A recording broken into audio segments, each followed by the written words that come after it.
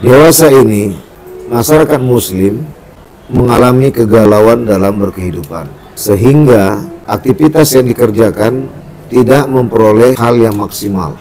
Di antaranya mereka rajin sholat, rajin ibadah, rajin berpuasa, tapi terjadi permusuhan antara satu dengan yang lainnya. Apakah ini juga menjadi muatan bagian dari kekosongan jiwa mereka? Satu, kekotoran hati dan akal mereka. Dua, tidak adanya perasaan dan pemikiran yang positif dalam berkehidupan sehari-hari. Masuk, ambillah tadi medsos yang menerangkan bahwa secara lahiri, logikanya mereka yang rajin itu dalam beribadah harus mempunyai perbuatan yang berakhlak mulia. Dan kemuliaan akhlak itu dilandasi oleh kesucian hati dan akal, kesucian perasaan dan pikiran. Semua ini disebabkan karena kurangnya diri mereka mengingat Allah Subhanahu wa Ta'ala. Kekurangan dalam hal itu menyebabkan mereka tidak dekat dengan Allah, yang akhirnya membuat segala aktivitas yang mereka kerjakan, meskipun itu berhubungan dengan ibadah, tidak mengantarkan dampak positif dalam berkehidupan mereka sehari-hari. Halo sahabat semuanya, salam giat. Berjumpa di channel al.andawi.andi. Jangan lupa klik tombol subscribe dan nyalakan loncengnya ya. Terima kasih. Assalamualaikum warahmatullahi wabarakatuh. Salam giat. Berjumpa kembali bersama channel al.andawi.andi atau @sapriandi1. Kali ini kita membahas tentang skripsi, membahas tentang tasawuf bersama Muhammad Syarif Sultana. Betul. Baik Syarif, ini kan judulnya Telaah Pemikiran Tasawuf Dr. Muhammad Kambah dalam buku Mencintai Allah Secara Merdeka. Nah, kalau gitu dia judulnya nanti Studi Buku Mencintai Allah Secara Merdeka. Di sini studi buku mencintai Allah secara merdeka. Tutup kurung. Nah, yang pertama tak usah pakai doktornya. Langsung aja Telaah Pemikiran Tasawuf Nur Samad Kambah. Gitu ya. Atau kita pakai Syekh. Cuma pertanyaannya, beliau digelar Syekh enggak? Karena rata-rata kita selalu membuat tokoh itu tidak ada gelar. Ya, yang pertama.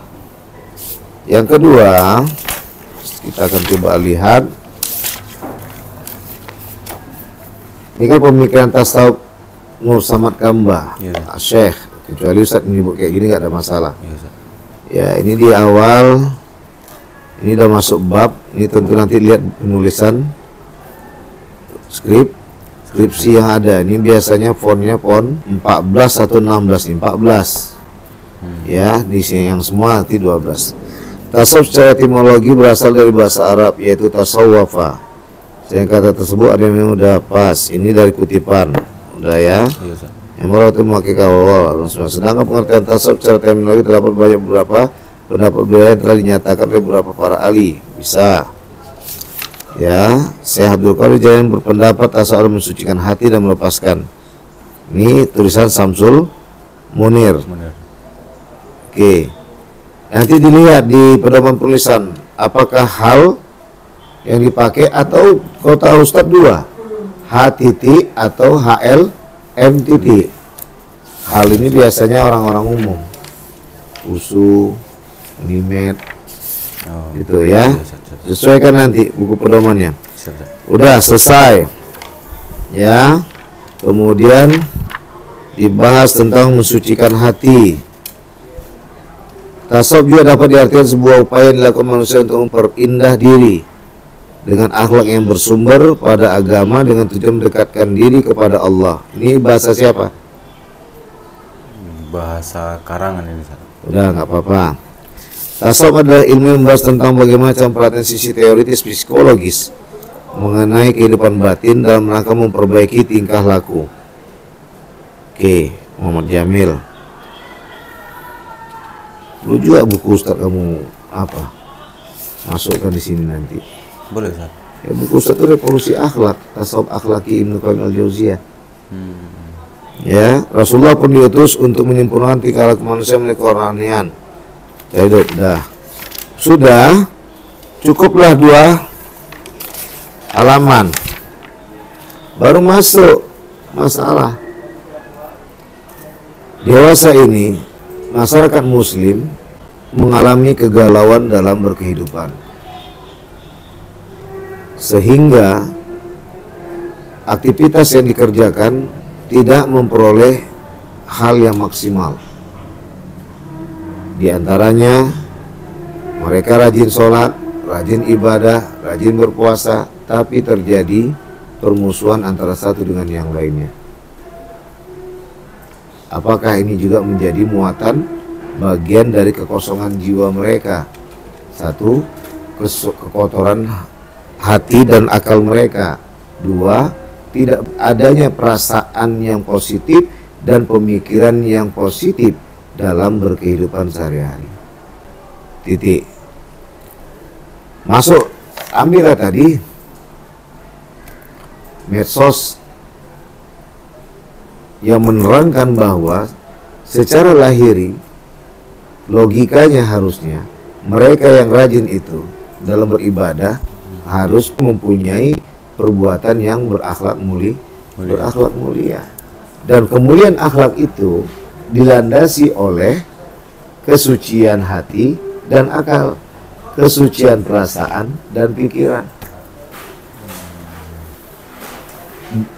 Semua ini disebabkan karena kurangnya diri mereka mengingat Allah Subhanahu wa Ta'ala. Kekurangan dalam hal itu menyebabkan mereka tidak dekat dengan Allah, yang akhirnya membuat segala aktivitas yang mereka kerjakan, meskipun itu berhubungan dengan ibadah, tidak mengantarkan dampak positif dalam berkehidupan mereka sehari-hari. Kenapa Ustaz bilang tadi masukkan medsos? Kasus yang diambil dari medsos ini membuat orang melihat langsung, dan ketika dicek dalam link Google ada memang mereka-mereka yang kelompoknya bagus tapi sama yang lain nggak bagus. Lalu mereka tahu bahwa lillahi ma fis samawati wa ma fil ardh. Nah, ini Ustaz tengok banyak sekali membahas tentang itu. Menimbulkan pendapat beberapa pembaca terkait terkait subsidi bahwa tasawuf yang gerak subsidi hanya cocok untuk masa desaan. Orang tidak terdidik juga tidak menurunkan potensi bahwa masyarakat modern hanya akan berpijak pada ranah nasional.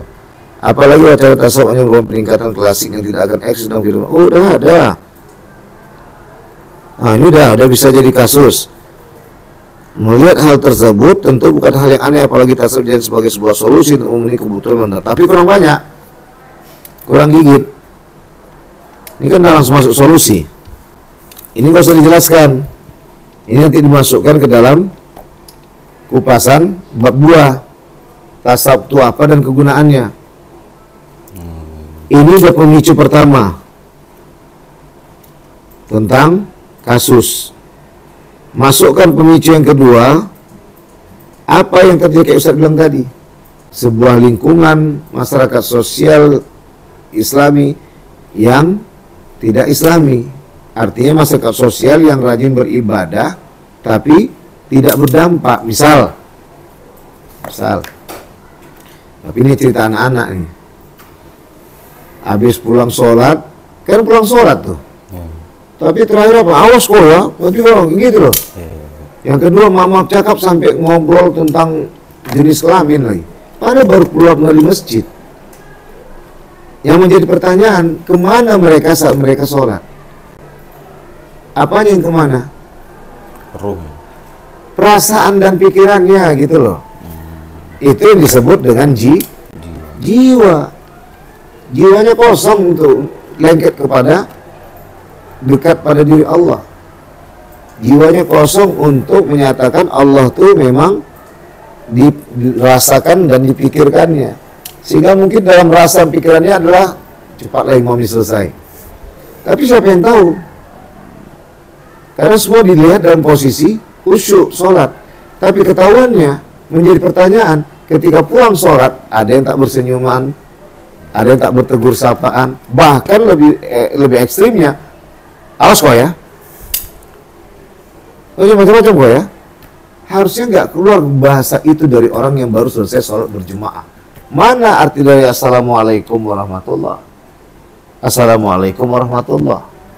Rakib, pencatat kebaikan, baru dioporkanlah agar dapat kita rahmat Allah, tercatat kita dari rakib tadi dengan kebaikan yang kita lakukan, sehingga akhirnya dampak positifnya ketika tak sadar kita musuh kita sebelah kanan ada di samping kita, berarti itu qadarullah untuk kita menyambung kembali tali silaturahmi. Itulah dari Assalamualaikum warahmatullah tadi. Begitu Assalamualaikum warahmatullah, selamat atas engkau wahai Atib, kasih Allah bagimu, apa yang diminta tadi jangan sampai tercatat keburukanku dan alias tidaklah aku berbuat buruk. Niat aja kan nggak kecatat sama Atib, tapi ketika diimplementasikan dalam perbuatan niat tadi baru tercatat buruk. Maka ketika kita sering selalu mengingat rakib dan atib, maka tahulah kita sebelah kiri juga rahmatullah. Siapapun yang ada sebelah kiri kita saat berjemaah, apalagi kalau musuh kita, kalau musuh kita jadi kawan, kalau yang kawan kita jauh jadi lebih setia dalam berkawan, itu maksud rahmatullah. Ini yang dimaksud dengan dekatnya rasa, dekatnya pikiran, alias dekatnya hati dan akal menyatu dalam kehidupan yang digerakkan oleh jiwa. Kalau udah berpisah ruh tadi, nggak ada lagi jiwa. Ruh berpisah dengan jasad. Udah paham? Oke, ini yang masuk Ustaz tadi, masukkan itu kasus-kasusnya apa saja. 3 lah, 2 lagi cari. Tapi dari medsos, yang seperti Ustaz bilang tadi, kan bisa juga ini jadi pemancing. Konsep tersebut menimbulkan pendapat dalam beberapa pembacaan teori klasik. Konsep apa di sini rupanya? Khauf dan roja. Khauf dan roja ini kan yang memicu kita untuk Allahus. Kan gak ada ketergantungan selama ini, rasa dan pikiran itu, hati dan akal itu, sehingga kita tidak pernah merasa takut dan merasa berharap kepada Allah.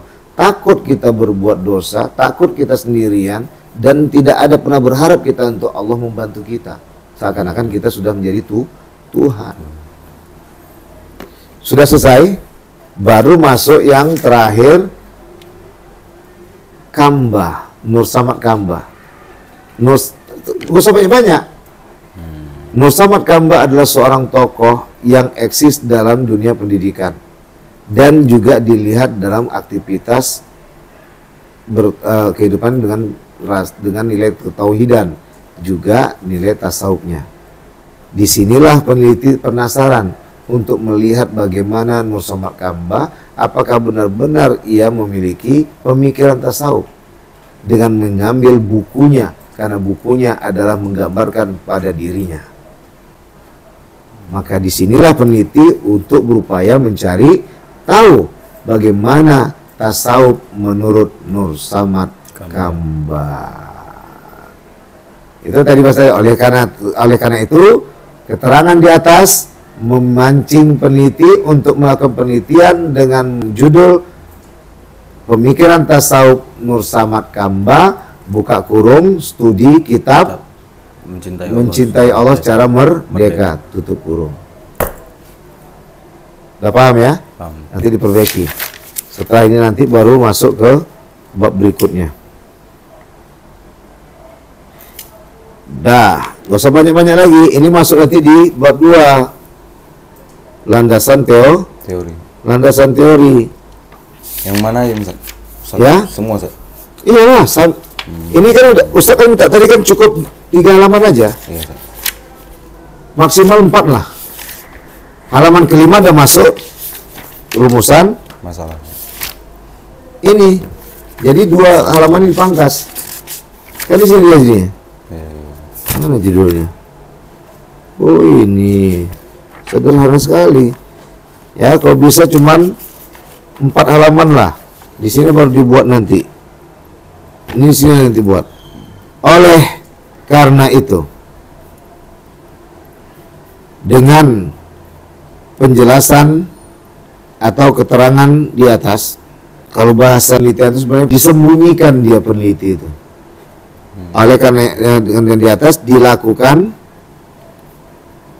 penelitian dengan judul Pemikiran Tasawuf Nur Samad Kamba buka kurung studi kitabnya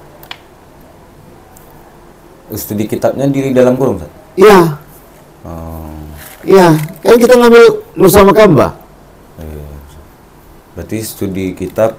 Iya, nanti orang bertanya, ini siapa kitab Mencintai Allah Secara Merdeka itu? Nur Samad Kamba.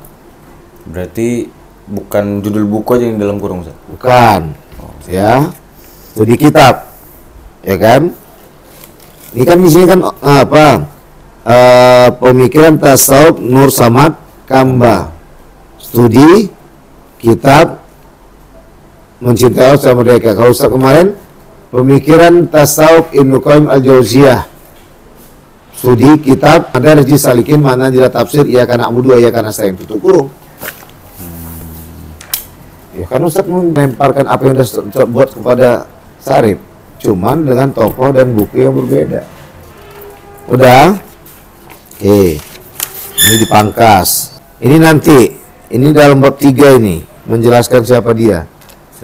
Cuman perlu kamu lemparkan kenapa saya mengambil Nur Samad Kamba, karena beliau ada seorang akademisi dan praktisi yang mempraktekkan ilmu-ilmunya dalam kegiatannya sehari-hari dengan berperilaku yang penuh kemuliaan akhlak, mencerminkan kedekatan dirinya kepada Allah Subhanahu wa taala.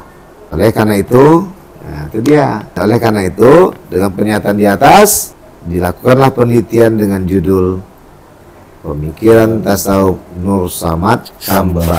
Udah direkam kan? Udah, Ustaz. Gitu dia. Dah selesai, baru masuk bagaimana konsep tasawuf menurut Dr. Nur Samad Kamba. Dokter nggak usah lagi lah, nggak usah bingung-bingung, satu aja, bagaimana telah apa judulnya? Telah. Ya menelaah pemikirannya kan. Iya, Ustaz. Ya udah langsung aja masuk pemikiran tasawuf aja, nggak ada masalah, kan udah masalah menelaah namanya. Berarti Ya, bagaimana pemikiran tasawuf Nur Samad Kamba dalam buku Mencintai Allah Secara Merdeka. Jadi cuma nomor 2 aja yang dipakai, Ustaz? Iya. Nomor 2 aja dipakai. Ini kan nanti otomatis sudah masuk pada konsep tasawuf dia. Oh iya, Ustaz. Kalau dibuat nanti konsep tasawuf, bagaimana pemikiran tasawuf? Bukan kan konsep dari pemikirannya. Nah, baik. Ini nanti bantunya kayak mana? Masuk aja sini.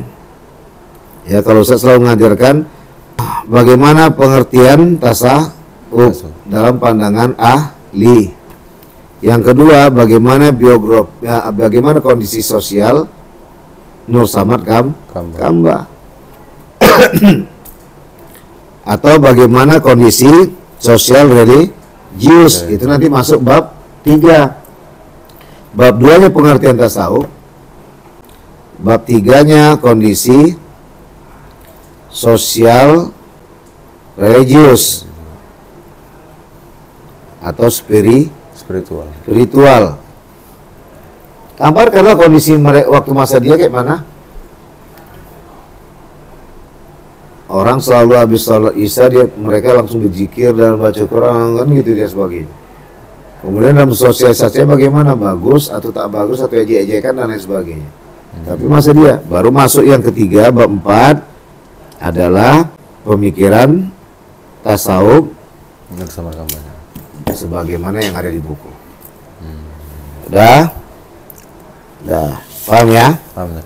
Proses sufistiknya lagi. Oh iya. Tasawuf, karena sufistik itu masih kontroversi. Makanya Ustaz mengambil Ibnu Qayyim Al-Jauziyah kemarin adalah tasawufnya aja langsung. Meskipun Ibnu Rajab dan Ibnu Sasir mengatakan bahwa Ibnu Qayyim Al-Jauziyah mempunyai akhlak yang mulia, tapi saya ambil aja pemikiran tasawufnya. yang berkaitan hal-hal yang mengupas tentang kedekatan pada Allah. Bukankah tasawuf itu ada membahas tentang kedekatan diri kepada Allah? Kedekatan diri seorang hamba kepada Allah, kecintaan seorang hamba kepada Allah. Kalau ada buku-buku dia, statement yang dinyatakan dalam buku Mencintai Allah Secara Merdeka, itu berarti sudah masuk kepada kekajian tasawuf. Paparkan apa yang dimaksud mencintai Allah secara merdeka itu. Udah ya? Oke. Iya, skripsi Rizki Tasawuf Ibnu Khaldun udah. Amal Masih Tarun udah. Taman Hidayat udah. Oke, Farudin Faiz. Ya, Farudin Faiz ini. Iya. Ya, ini nanti tidak tebal. Kok tebal? Pustaka sekunder, pustaka primer. Primer dulu lah, baru sekunder. Sekunder tuh pemain cadangan. Primernya apa? Ini kan dia sumber primer para penelitiannya itu karya-karya pribadi Dr. Samad Kambang. Enggak, bukan karya-karya pribadi. Ya, buku yang berhubungan, buku yang berbahas tentang mencintai Allah, kan satu karya. Iya. Ada nggak buku yang lain tentang cinta Allah? Belum ketemu. Harus ketemu. Kalau ada yang mirip-mirip untuk arah kepada itu, berarti dua sumber primernya. Tapi sumber primer pertama mencintai Allah secara merdeka. Tapi bukan konsennya ke Nur Samad Kambang ya? Hah? Akan karangan beliau nih. Kalau buku sebelum itu ada judul namanya Tuhan Maha Asik. Itu bisa dipakai juga. Buku siapa itu? Buku beliau juga, San. Pemikiran siapa itu? Pemikiran beliau juga. Ya udah, dipakai juga. masuk nomor 2. Kalau itu yang saya tengok adalah berhubungan dengan kedekatan diri kepada Allah yang dibicarakan oleh Nur Samad Kambang, masuk. Tapi buku kedua, fokusmu adalah buku pertama. Karena primer, karena dia langsung nulis. Dia langsung mengutarakan. Nah, sekunder itu buku yang mendukung. Misalnya, kamu menulis buku tentang Pak Nur Samad Kambang, menceritakan Pak Nur Samad Kambang, maka itu masuk sekunder pertama. Yang kedua adalah masuk kepada kaitan yang membahas tentang kedekatan diri kepada Allah. Yang kedua ini jarang dipakai. Intinya sekunder itu siapa-siapa yang meneliti beliau, membahas tentang muatan isi yang sama tapi judulnya berbeda. Paham? Paham. Oke. Sistematika pembahasan.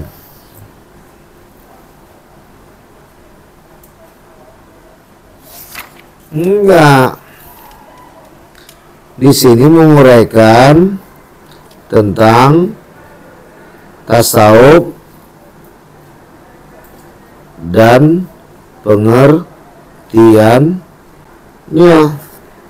Maksudnya tadi apa itu tasawuf, tujuan tasawuf dan lain sebagainya. Pandangan ahli tentang tasawuf. Baru yang ketiga di sini membahas tentang kondisi sosial, religius atau spiritualnya. Bahwa sini pemikiran, setelah lagi pemikiran tasawuf Dr. Nur Samad Kambang. Ya. Perbaiki ini sekalian nanti langsung dengan bab 3 datang sendiri. Oh, siap. Bab 2, baik. bab 3, siap. Bab 2, bab 3, ya. Siap. Bab 2 tadi landasan teori berisi dengan pengertian tasawuf, tujuan bertasawuf, pandangan ahli tentang tasawuf. Baru bab 3-nya itu adalah kondisi sosial, religius atau spiritual Nur Samad Kambang. Gambarkanlah dari mulai beliau balik sampai meninggal dunia. Jangan-jangan itu terinspirasi hingga membuat mencintai Allah secara merdeka. Dia orang mana ini? Jawa Tengah kalau nggak salah. Oke. Ya. Baik, cukup sekian. Agak lelah nih teman-teman YouTube sekalian. Sampai jumpa di video berikutnya. Salam giat. Wassalamualaikum warahmatullahi wabarakatuh.